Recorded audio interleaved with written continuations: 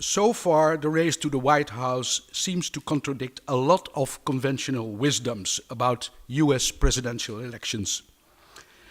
Does that mean that we are witnessing a transformative election year, or are we somehow missing the bigger picture, and do the fundamental things of the electoral process still apply? Please welcome Professor Walter Russell Mead. We don't even know at this point how many candidates, serious candidates, will be running in the presidential election in November. It could be our traditional 2, it could be 3, it could be 4. How could it be 4, you might ask?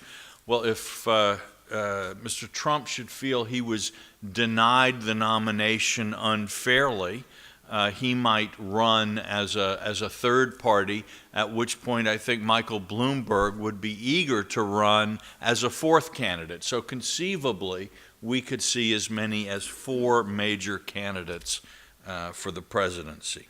On the Democratic side, I think, again, with all the reservations and everything one has, I think Secretary Clinton still has to be regarded as the favorite.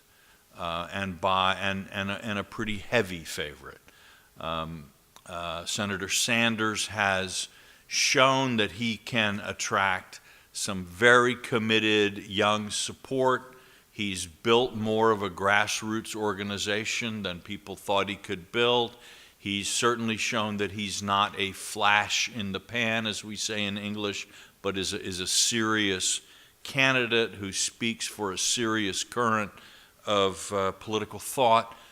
But it still remains the case that the Democratic Party establishment backs Hillary Clinton. By contrast, by the way, the Republican Party establishment is still divided among a number of candidates. I believed that Mr. Trump would begin, his support would erode as voters began to think more seriously about the presidential choice. So far, that doesn't seem to be happening. At least it doesn't seem to be happening as quickly as people believed. The reality is, Americans weren't happy with the foreign policy of the Bush administration and its consequences by 2008, but also, by and large, they aren't happy with the consequences of the Obama administration's foreign policies now. Not that they agree on what should be done instead, but that people look at the world and feel that it's more dangerous than it was 4 years ago, 8 years ago. So one of the interesting things about the election is that while Secretary Clinton has said that she would like her term in domestic policy to follow on from President Obama, she's actually been pretty clear that on a number of important foreign policy issues, she would take the country in a different direction. And again, there's certainly none of the Republican candidates are running as the third term of President Obama. So a crisis of social order that affects the fundamental pillars of society, a wave of demographic change that has been magnified by the consequence of a very large new generation, and a global situation geopolitically and economically that looks dangerous in a way that the world hasn't looked dangerous for many in living memory for people under, say, 40.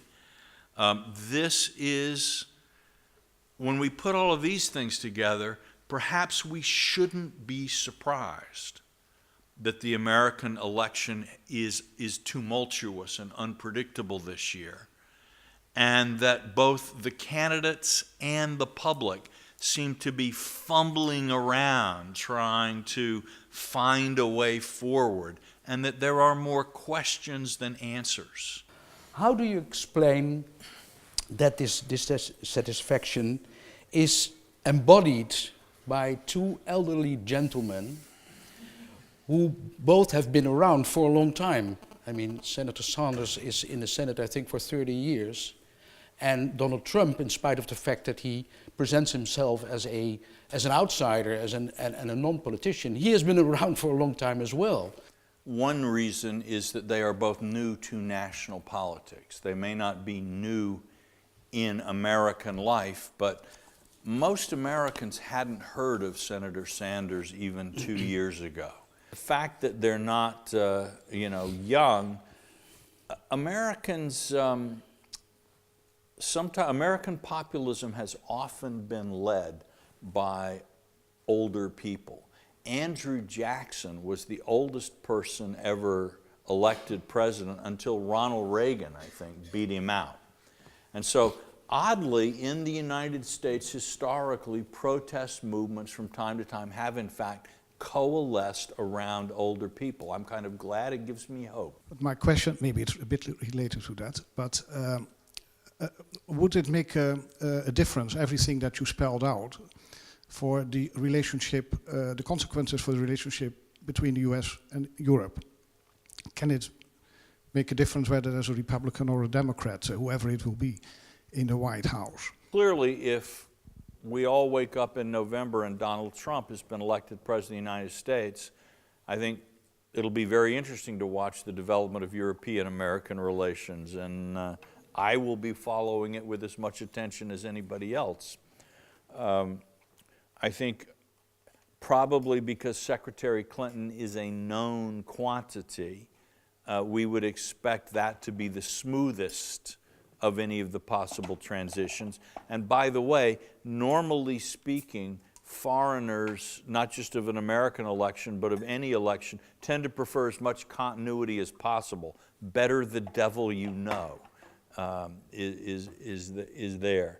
Professor Mead, in 2001 you wrote the book Special Providence on the 4 main American foreign policy traditions. Looking back on Obama's foreign policy record, in what tradition would you place him? Or do you think there's another foreign policy tradition that should be called Obamaism? Well, I think President Obama began as a mix between Wilsonian and Jeffersonian traditions.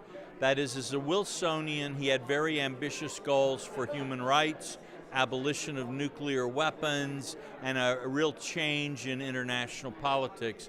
But as a Jeffersonian, he didn't want to spend a lot of money or send a lot of troops overseas. During his presidency, I think he's gradually become more Jeffersonian and given up some of his Wilsonian ideas.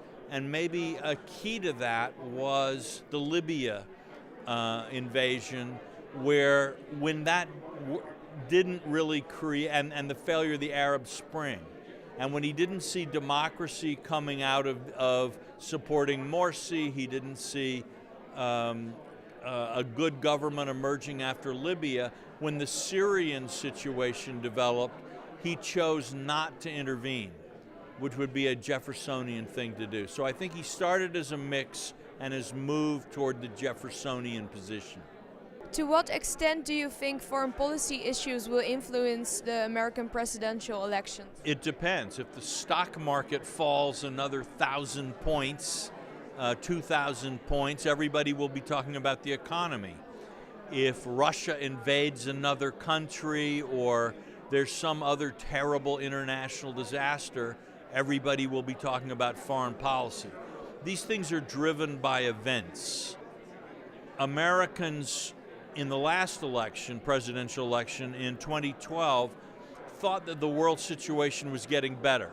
So we've seen in the last 4 years the international situation has gone downhill, and I think more people are worried about that than were in 2012. Thank you very much.